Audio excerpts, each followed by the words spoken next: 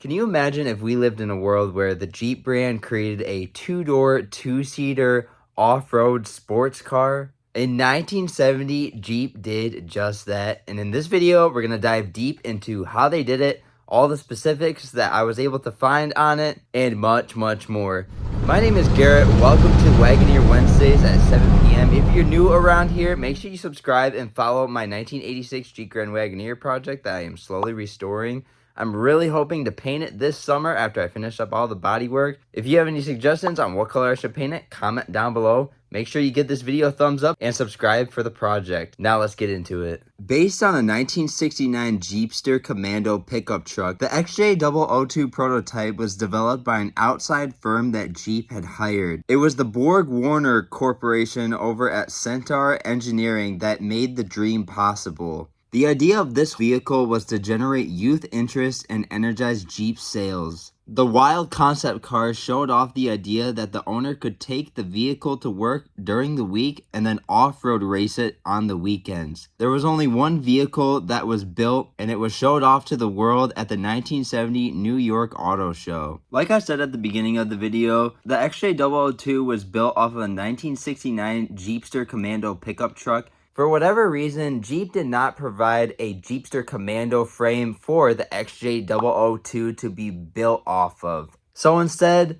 Dan Deaver, the head of the Centaur engineering team, went and leased a 1969 Jeepster Commando pickup truck from his nearest Chrysler Plymouth Jeep dealer located in Mount Clemens, Michigan in 1969. At first, this seemed like a really smart idea as the team could take measurements for reference points and so much more. Again, I'm not sure why Jeep didn't just hand them a frame and why Dan Deaver thought it would be a good idea to lease a Commando vehicle because they needed a frame. But at first, in Dan Deaver's eyes, this seemed like a pretty solid plan, but later came to be a long-term problem. More on that later. These two sketches were drawn up after the team had access to the Jeepster Commando pickup truck that they were going to use to build the XJ-002 prototype on. The team's goal was to design the XJ-002 using all existing parts of the Jeepster Commando. The body was going to be built out of a Cycolac thermoplastic, but the concept vehicle was made out of fiberglass. The upper half of the body was developed first, followed by the lower half,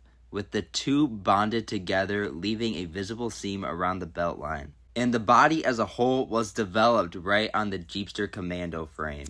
This picture shows the waist mold for the upper half of the body. With the body component in it, the team is working on modeling the rest, such as the inner wheel wells and the underpinnings of where the frame will be placed. This photo shows the XJ-002 proudly put together, which includes the engine put inside as well. During the development process while designing the body, the team was able to flip what they had upside down to do modeling on the bottom and get all the reference points to be established for the body mount and other items. Dan Deaver, co-founder of Centaur Engineering, needed access to a Commando for accurate measurements, design attachment points, and address packaging issues with drivetrain components. As the team started to get into the project with the Jeepster Commando lease vehicle alongside them for reference points, they had realized that they needed to have greater access to the frame. So what did they do? Off the body goes. Next thing you know, the seats are out and the truck was completely blown to pieces. Completely disassembled. Parts from the disassembled Jeepster Commando were used wherever possible, along with some other various and quite random parts from different vehicles, such as taillights from a Mustang and side marker lights from a Dodge Challenger. Clay mock-ups of the doors were created for the vehicle. However, the team completely ditched the idea of the vehicle having doors, and well, the doors themselves were actually never made. When it came to the interior, the dashboard was quite simple, featuring only a few small fitted gauges, and most of the interior was left raw.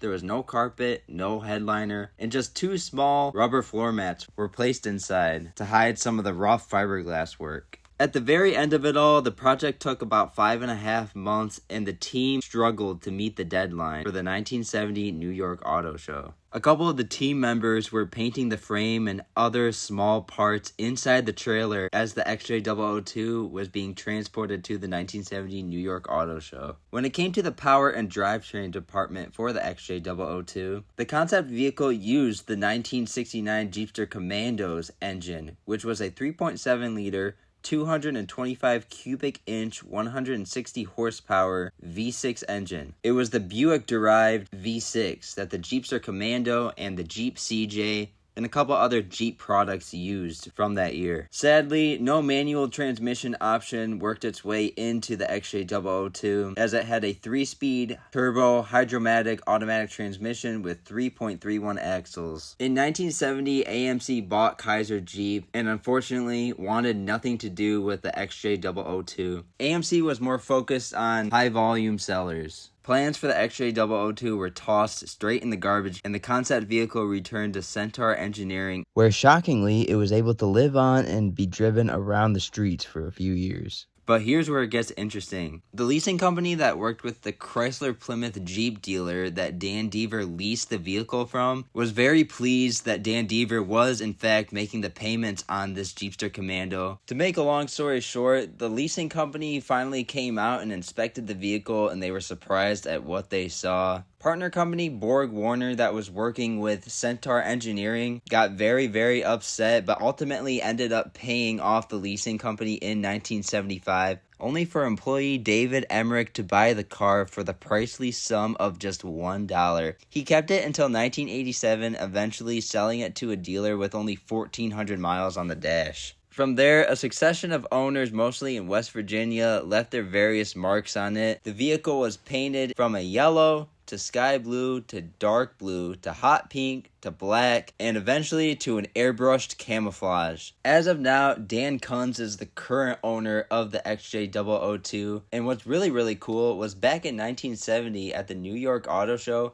he paid his $2.50 ticket into the show and actually ended up seeing the 1970 Jeep XJ-002 proudly dressed up in that yellow color on display for the world to see. This is just so cool. He got to see the car, and just 26 years later, he was owning it. If you enjoyed this video as much as I did, please give it a thumbs up and check out my other Jeep prototype vehicles that were made but were never put into production.